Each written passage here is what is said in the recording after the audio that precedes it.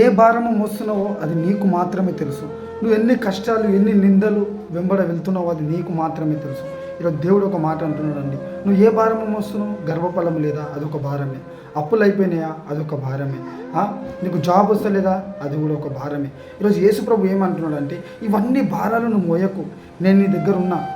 ఏదైతే నువ్వు భారము మోస్తున్నావో అది నాకు అప్పచెప్పంటున్నాడు యేసుప్రభు. ఈరోజు యేసుప్రభు ఏమంటున్నాడంటే, నా భారము యెహోవా మీద మోపుచున్నాను, ఆయన నన్ను ఆదుకున్నాను.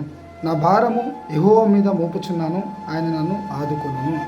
మీరు ఇటువంటి ప్రార్థన చేయాలా? యేసు ప్రభు, నా భారము నీ మీద మోపుచున్నాను, నువ్వు నన్ను ఆదుకుంటావని నమ్ముచున్నాను ప్రభు అని చెప్పేసి మీరు ఆ ప్రార్థన చేసి నీ భారం అంతా యెహోవాకి మీరు అప్పచెప్పినప్పుడు, దేవునికి అప్పచెప్పినప్పుడు నీ జీవితంలో నువ్వు ఏదైతే కోల్పోయి ఉన్నావో. మరి ఇంకోటి ఏంటంటే, మీరు ప్రార్థన చేసినప్పుడు విశ్వసించి మీరు నమ్మాలండి. దేవుడు అంటాడు, ఎవరైతే ప్రార్థన చేసినప్పుడు నాకు దొరికినాయి అని చెప్పేసి నమ్మిన ఎడల అది వాళ్ళకి దొరుకుతాయి అని చెప్పేసి. సో మీరు ప్రార్థన చేసినప్పుడు నాకు దొరికినాయి, దేవుడు నాకు ఇచ్చేసినప్పుడు నా భారం వెళ్ళిపోయింది, నాకు జాబ్ వచ్చేసింది, నాకు మంచి ఆరోగ్యం వచ్చేసింది, నా అప్పులన్నీ వెళ్ళిపోయినాయి, నాకు మంచి గర్భఫలం వచ్చేసింది, అది మీరు నమ్మినప్పుడు ఈ కార్యాలు జరుగుతాయండి. సో ఈరోజు నుంచి బాధలు, కష్టాలు మీరు పడకండి, మీరు ఏడవకండి, ఏది టెన్షన్ తీసుకోకండి, ఏ భారము తీసుకొని మీరు భారం అంతా తీసుకొని ఆరోగ్యం పాడు చేసుకోకండి.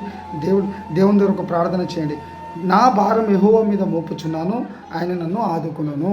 ఆమేన్. ఈ ఒక ప్రార్థన చేసి దేవునికి అప్పచెప్పేసి, నా ప్రతి భారం నుంచి నన్ను విడుదల చేసినందుకు స్తోత్రం యేసయ్యా, నా ప్రార్థన ఆలకించినందుకు స్తోత్రం యేసయ్యా అని చెప్పి ఒక చిన్న ప్రార్థన చేస్తే మీరు ఏదైతే భారం మోస్తున్నారో ఆ భారం నుంచి విడుదల మీరు పొందుకుంటారు, మీరు జవాబు పొందుకుంటారు యేసు నామములో. ఆమేన్.